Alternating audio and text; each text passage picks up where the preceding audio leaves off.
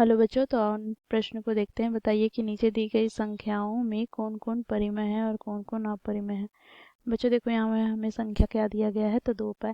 तो दिए गए प्रश्न की मुख्य अवधारणा की बात करें तो बच्चों यहाँ पर देखो, परिमेय संख्या किसे कहेंगे, तो वैसी संख्या जिसे हम p/q के रूप में लिख सकते हैं, जहाँ पर q 0 के बराबर ना हो तथा p और q दोनों ही पूर्णांक हो, तो उसे बच्चों हम परिमेय संख्या कहेंगे।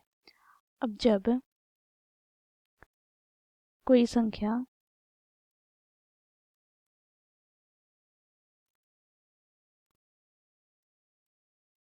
परिमेय ना हो तो वह संख्या अपरिमेय संख्या होता है।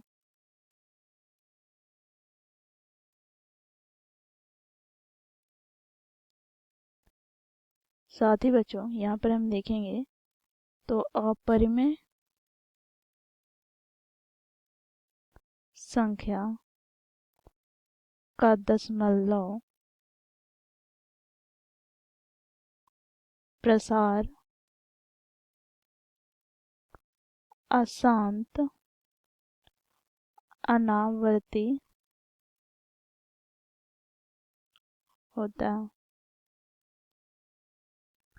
अशांत अनावर्ती के अर्थात दशमलव के बाद ना ही वो शांत होता है, अर्थात ना ही वो रुकता है, और ना ही वो बार बार आता है, अर्थात ना ही उसका रिपीटेशन होता है। तो इस मुख्य अवधारणा की सहायता से हम दिए गए प्रश्न को हल करेंगे। बच्चों देखो, प्रश्न में हमें क्या दिया गया है, तो 2 पाई।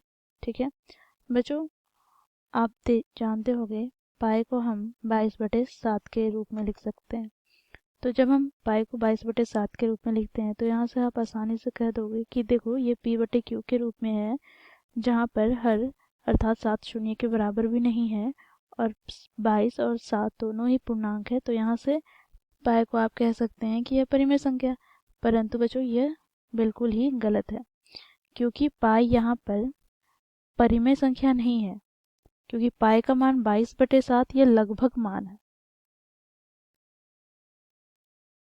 ठीक है, अब हम पाई का जो मान की बात करें तो पाई का मान दशमलव में होता है। क्या होता है, तो देखो 3.1415926535 इसी प्रकार।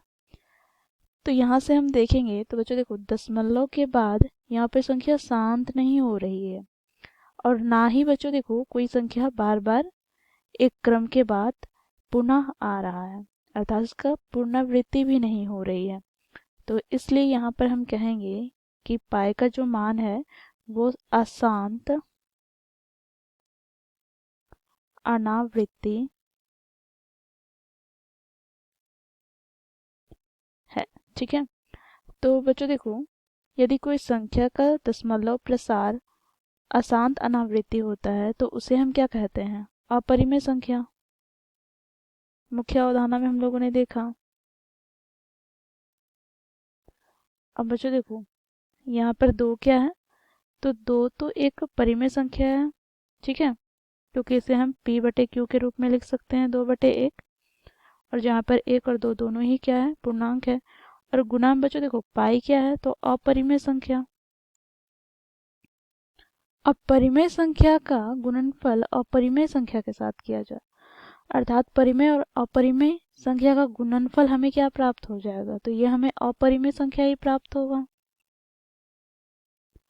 तो यहाँ से हम निष्कर्ष निकालते हैं, अतः 2 पाई एक अपरिमेय संख्या है। तो इस प्रकार बच्चों हम लोगों ने मुख्य अवधारणा की सहायता से दिए गए प्रश्न को हल किया।